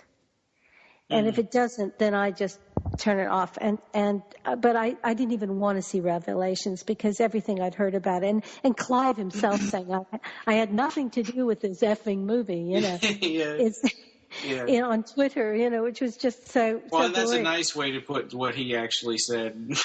Oh yeah, really? Yeah. Yeah, he was also referring to the remake that they're trying to make, and all these, these things. I mean, the franchise needs to take a long nap, in my opinion. Yeah. Or just come from a fresh perspective of something. Or that, yeah. But it is. I mean, a lot of the problems with the later films, from what I can understand, what the other Cenobites told me, is that they came up with these horror movie scripts. And somebody said, oh, I got a great idea. Let's throw Pinhead into this. Yeah, let's make it a Hellraiser movie. I have some of those. Pinhead in the internet, Pinhead in space, And so this was the problem. There wasn't anything specifically written as a continuation of the thing. I mean, I thought when they were talking about a reboot is that they would remake it from the original novella, which could have been quite interesting. Although, the first one is very faithful. Obviously, Clive directed it. Yeah. But I thought, there are some differences. Yeah, I mean, starting off with Kirsty being the daughter of Larry. Instead of the best friend. Instead of the best friend. And, there's no sexual triangle going on. It's just like father, daughter, stepmother, the evil, stepmother. But, I think the other thing that really leaves me cold with certain films, nowadays, and somebody mentioned it the other day, because I sort of thought, well, this is, there's this page that's, the Hellraiser II page, and they've just taken it directly from Wikipedia on Facebook. So I thought, well, I'm going to start my own Hellraiser II page. And then people can, put stuff up if they want, or the other Cenobites can put up stuff if they want. And that we would have more feedback into, rather than just a Wikipedia page. And somebody said, oh, those were the days before CGI. Now, there's certain stuff of CGI that is absolutely amazing. Yeah. And there's other stuff where I'm going, wow, that's CGI, and I don't believe any of that. Yeah, it really pulls you out of the movie. And exactly. What a good way of putting it. It pulls you out of the movie. It just becomes all plastic looking, and Yeah. And the blood spatter. I wish it was plastic. Yeah, and it's just very unrealistic. And I think, okay, there are certain things that look completely unrealistic in Hellraiser 1 and 2 as well. But that if somebody's skin was being pulled off, it was a makeup effect. It wasn't CGI. Yeah. And maybe that did look like a dummy, but at the same time, it was real. It was there. And I think that people, it's sort of like 3D. It's like everything. It's this, people get so excited about a new effect that works. Yeah. That they don't use it in an artful way. I think computer graphics and stuff were used very, very brilliantly in Terminator 2, say. Oh, yeah. The whole liquid steel thing going on with the slim young Terminator guy. Well, and they knew exactly what their limitations were, and they didn't try to do something like they didn't try to do something beyond what CGI was capable of. I think James Cameron is known for pushing the envelope. I actually think that he actually broke new ground with the effects in Terminator, as he has broken new ground in any movie that he made. So that was why it was impressive and new. Oh, but you didn't see like CGI blood flying out of people, or stuff that they could have tried to do back then. Sure, but they didn't. Yeah. Yeah. No, he's constantly, pushing the envelope and doing stuff like that. Although I have to be in the minority where I think I really thought that Avatar didn't do anything for me. Mm. And although I didn't see it in the cinema and I didn't see it on 3D in 3D, so it just seemed like a children's story in many ways. Sure. I kept having people wanting to see it, and so I got taken to the theater and I saw it in 3D I think 4 times. And, oh wow! And at that point, I kind of decided that was enough, and I've never rented it. I never bought it 4 times. That is impressive. Yeah. But with all this stuff now about remakes in Hollywood and movies being remade left and right, I think that I was maybe too aggressive when I said that the franchise needed to go to sleep or take a nap. I understand that it's a matter of money and a matter of having talent behind the movies. I think that Hellraiser can actually have new life breathed into it if they find the right people. But it has to be done, with respect for the material and not just for a quick buck. Because I have those scripts that you mentioned that have been changed to put Pinhead in. I have some of those scripts before they had Pinhead in, and I read them, and they were like, well, this is a pretty mediocre movie. And then they just stuck Pinhead in there, wrote a few more lines to it, and I was like, well, now it's a mediocre Hellraiser movie. And it's like, And it degrades the brand, sadly. Yeah. I mean, that when I mentioned that thing, I mean, I'm only just sort of, because I wrote a story that was part of the Hellbound Hearts anthology called Sister Celise. Mm-hmm. And the idea, if you read the original novella, of course, the lead Cenobite was female. Yeah. And so I always thought, wow, wouldn't it be kind of cool to have it from a female perspective? Something like that. And it's interesting because I was talking to a writer called Dean Drinkle, who was the editor for my Phobophobia anthology. And he said, well, funnily enough, he was thinking along with the same lines a couple of years ago. But, it's difficult. One has to, it has been so remade so many times, all these different things, that you just have to. Yeah. Maybe some will take do you know anything about this Origins thing? Yeah, it's a project by Paul Gerard. He's an artist in the UK. And I think what they did was, I remember when they were making casting calls for the trailer that they did, they were asking for people to play victims. And I know the person who designed the lament configuration that they used for that. It's a guy called well, his nickname is Steel Ghost. You can find him on Facebook. Oh, God, yes. No, he did the most amazing. He took one of my photographs and made it into a lament perfume ad. I saw that. Yeah, that was really nice. Oh, it was amazing. No, we because he's done a lot of the stuff on the Pyramid Gallery, too, about designing some of the new boxes and which I've been working with Eric. I mean, you've seen, of course, you have too, so you've been seeing. Yeah, I designed one of the boxes in Pyramid Gallery too. I mean, it's the actual. Oh, which one did you design? The one with Rasputin, the Hafesh configuration, the Sinner's Resurrection. It's a star. It's a star-shaped box.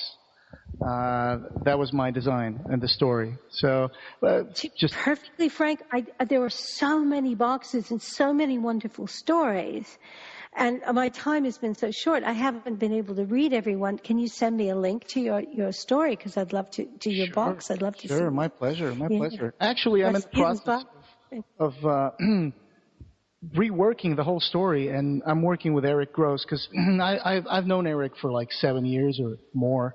And I've been, in touch with him about this whole project with the toy maker Magnum Opus Volume 1.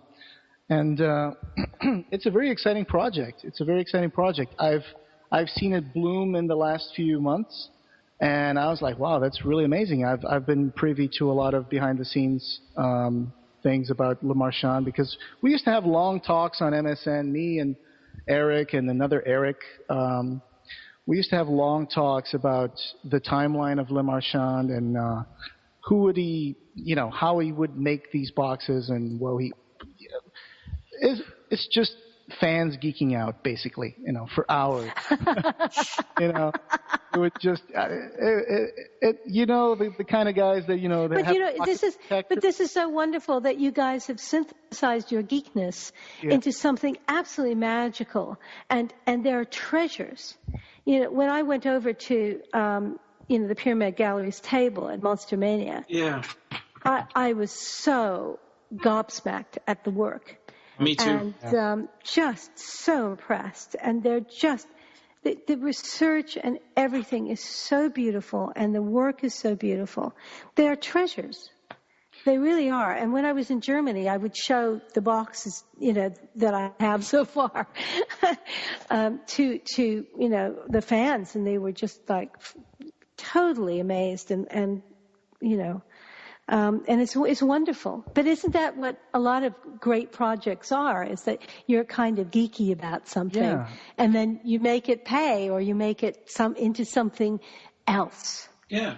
Yeah, and I think this is fantastic. I mean, when I saw the... Sorry. Go ahead. No, go ahead. No, when I saw the work that Eric had done on the Silesian Pandoric, which we've been co-designing and working on together. Just that rose is just, my goodness. I know. And it's amazing. I love it. It's really cool looking. Fantastic. I know. I think it's going to be a kick-ass box. Yeah, it's going to be so amazing. It's got a murder of crows. It's got Cenobite in there. It's got rose.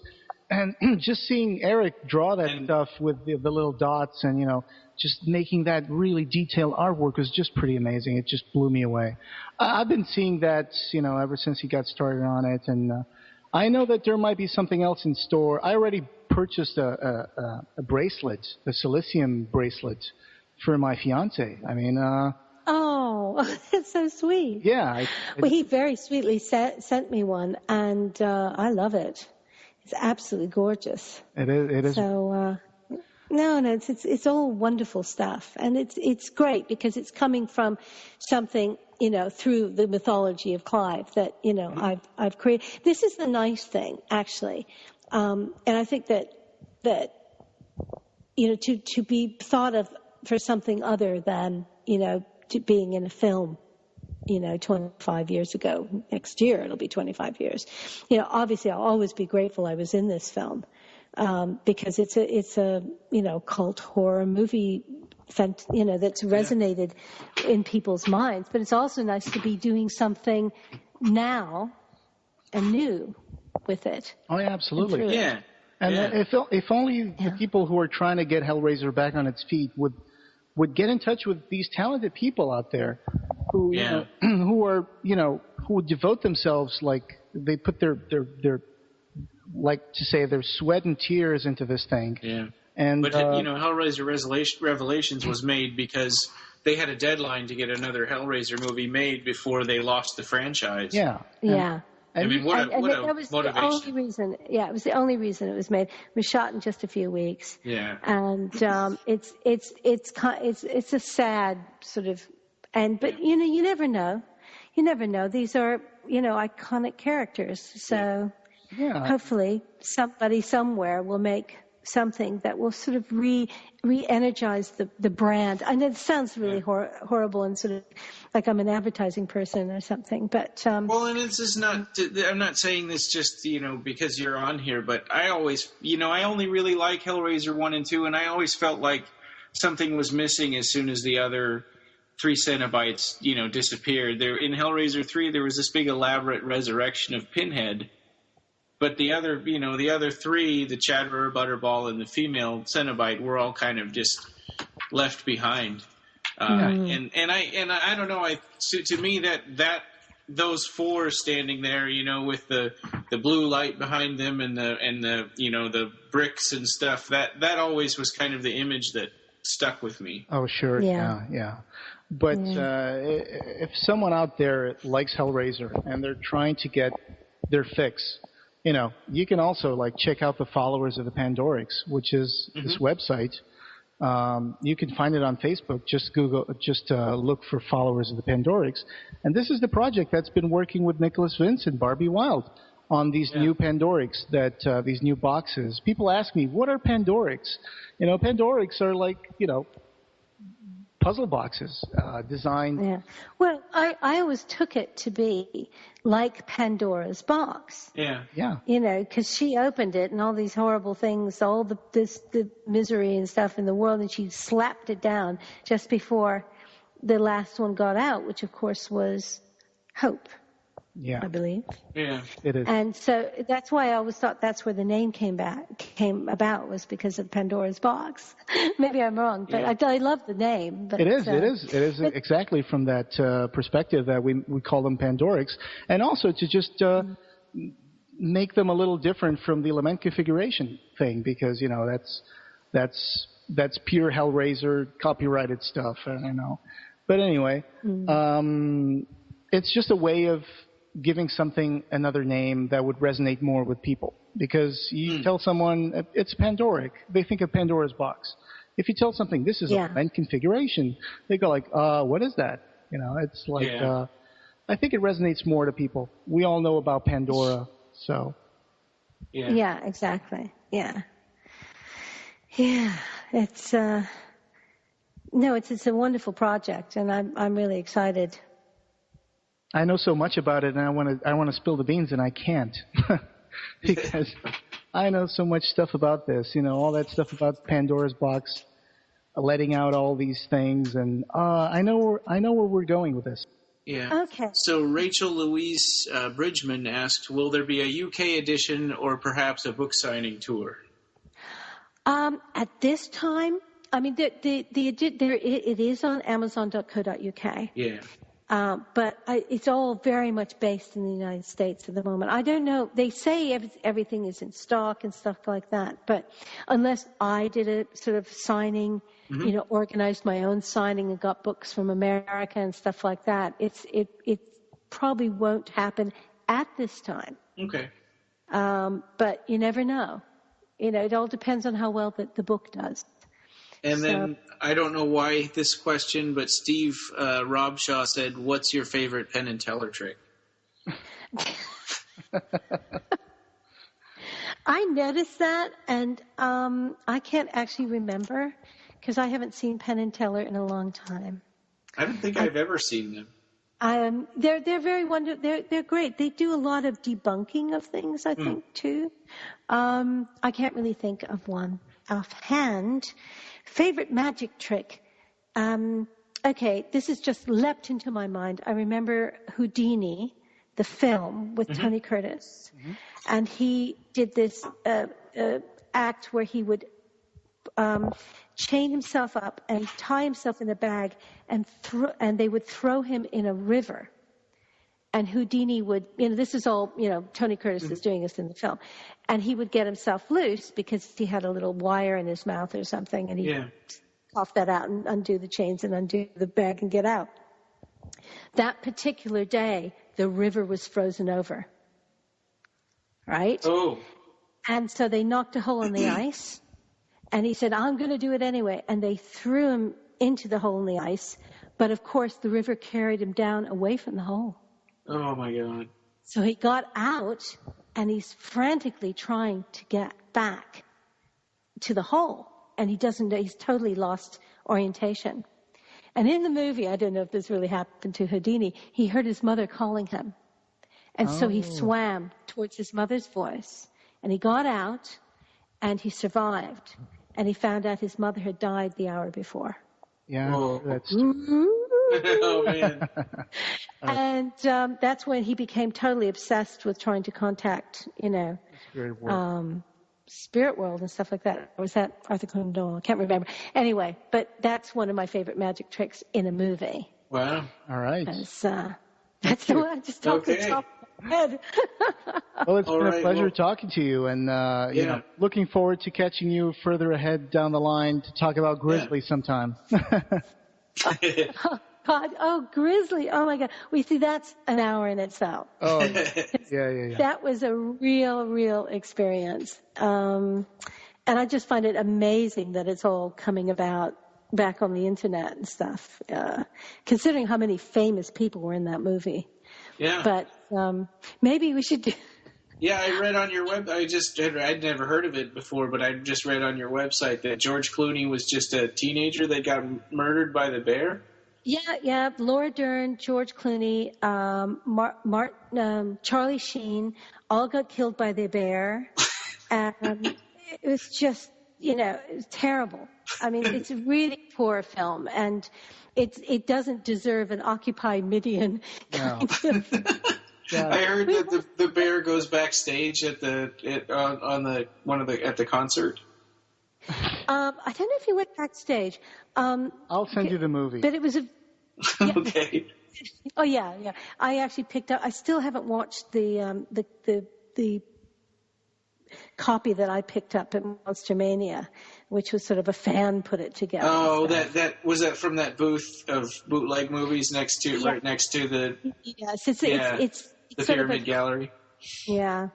So yes, exactly. That's exactly what it was. Yeah. And so that will be a very interesting evening. But I probably should have a martini before I watch it. But because it's going to be terrible, But it was a sort of sad that it could never be finished simply because the Hungarian government pulled the plug, I think, or the director had a nervous breakdown, and all sorts of things happened. So wow. It was one of those weirdo experiences, but it was very amusing to be in Budapest for 10 days, wearing fab blue leather costumes and being a drummer. Robotic drummer. Yeah. All right. Well, thank you for the recollections. We'll be sure to, next time you're a guest at the podcast, we'll definitely talk about that. All right. Thank you very much for this opportunity. Thanks, thank you, guys. It's been a great pleasure talking to both of you. Right. And I look forward to the next time. Yeah. All right. Okay. Okie dokie. Okay, brilliant. All right, bye-bye. Okay, take care. Thanks. Lots of love. Bye. Bye. Thanks for listening to the Clive Barker podcast. This was a fun episode with Barbie Wilde, and hopefully we'll come back and pick up the rest, talk to her about the rest of the stuff we had planned a little later. You can find us on the web at www.clivebarkercast.com.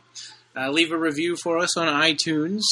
On Facebook, we have a Facebook page, or you can join the Occupy Midian group. On Twitter, we are at BarkerCast or at Occupy Midian. And the forum is www.timewinds.com/Clive/forum. And the official website for Occupy Midian is www.occupymidian.com.